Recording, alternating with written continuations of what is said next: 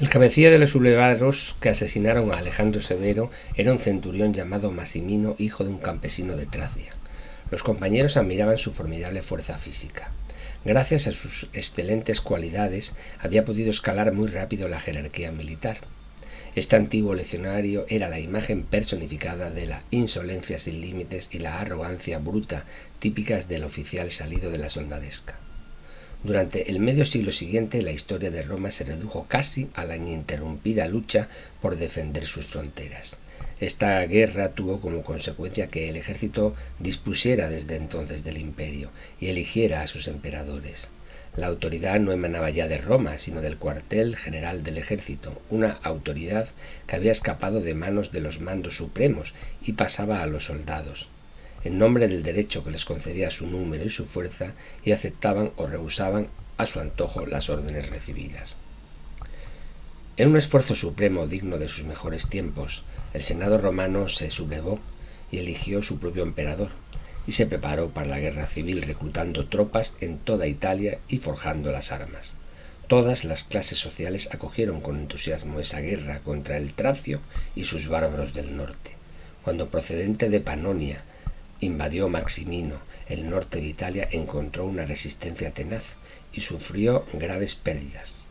Después de sus últimos reveses, también los soldados se sublevaron.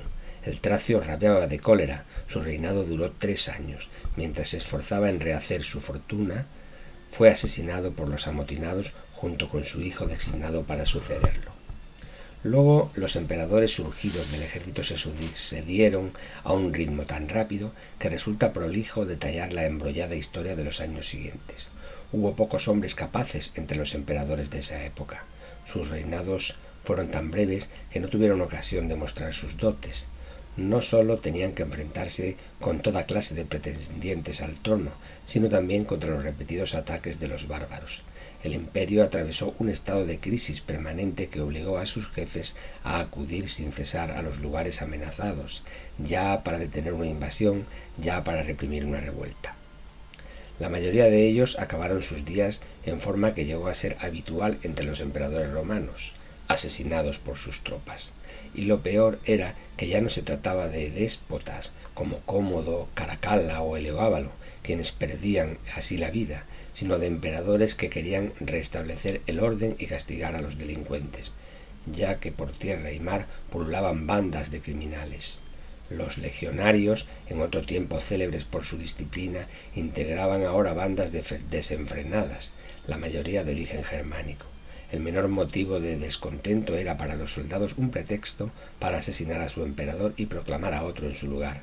Roma tuvo en algunas oportunidades varios emperadores simultáneos, elegidos por los distintos ejércitos acantonados en los diversos rincones del imperio. Este temblaba en sus cimientos. Para colmo de desdichas, el hambre y las pestes, consecuencias del estado de guerra permanente, provocaban más víctimas que las causadas por el enemigo. Poblaciones humildes tuvieron que alimentar a las tropas encargadas de su defensa. La angustia económica dio lugar a tal estado de inflación crónica que los emperadores recurrieron sin escrúpulos a la acuñación de moneda falsa, alterando su ley. En 2 o 3 generaciones el denaro de plata perdió casi el 98% de su valor. Esta crisis monetaria perjudicó al comercio y a la industria. Al menguar la confianza en la moneda como valor del cambio, se volvió a las permutas y trueques.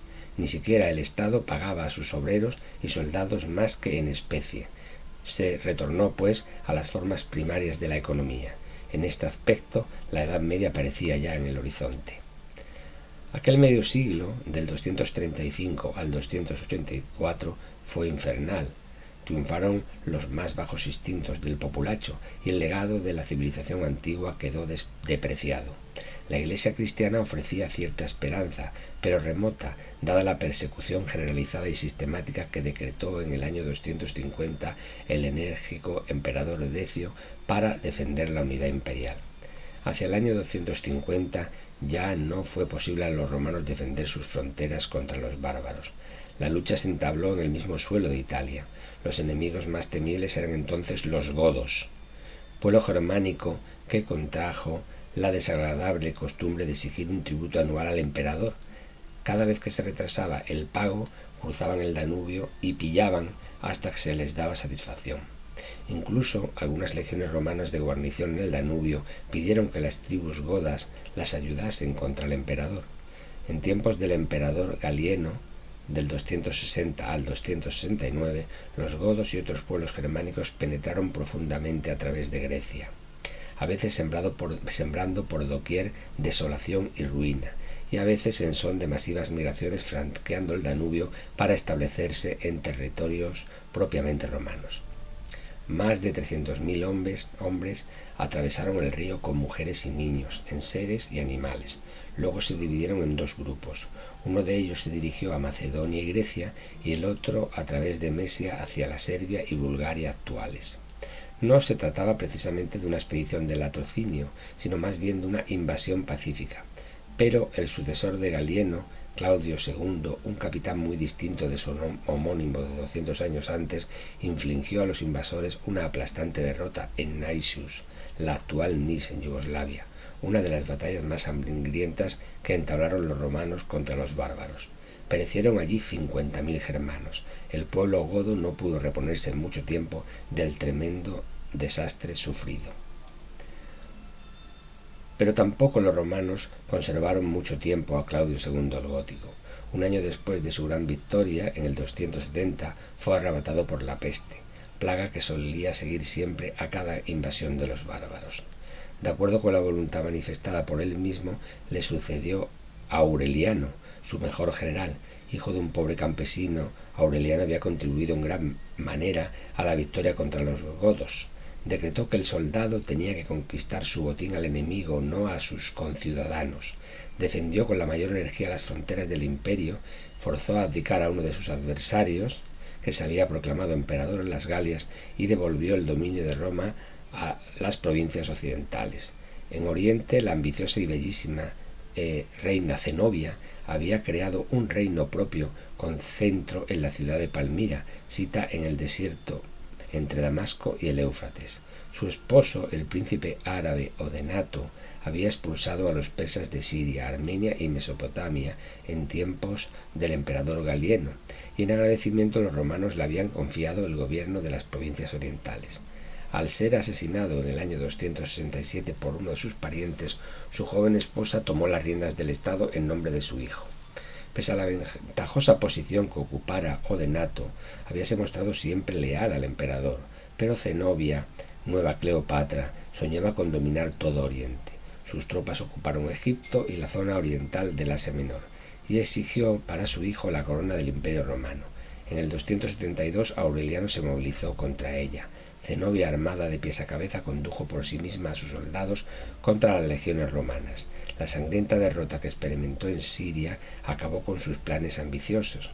Palmira se rindió tras un asedio de corta duración, y la orgullosa reina fue conducida encadenada a Roma. Aureliano tuvo al principio intención de perdonar a la ciudad de Palmira, sin embargo la mandó arrasar cuando sus habitantes intentaron rebelarse de nuevo. Las continuas luchas de Aureliano con los pueblos germánicos lo inclinaron a un compromiso. Dio satisfacción a los godos que necesitaban nuevas tierras fértiles para su pueblo que crecía sin cesar, y les permitió en el año 275 establecerse en la provincia de Dacia. Los romanos no sacrificaban con gusto los territorios conquistados por Trajano, ni la fuerte muralla que las montañas de Transilvania ofrecían para su defensa, pero los obligaba a ello la necesidad. La recia personalidad de Aureliano despertó, por supuesto, la admiración de sus súbditos, pero había oficiales que no soportaban la severa disciplina militar impuesta. Cierto día el emperador reprendió a un secretario por negligencia. Como el secretario conocía a su dueño, empezó a temer lo peor. Falsificó la escritura del emperador en una lista en la que figuraba su propio nombre y el de algunos oficiales de categoría. La enseñó a los interesados fingiendo que era una orden de ejecución que acababa de interceptar. En vista de ello, resolvieron ganarle por la mano y el emperador fue asesinado en Bizancio en el año 275.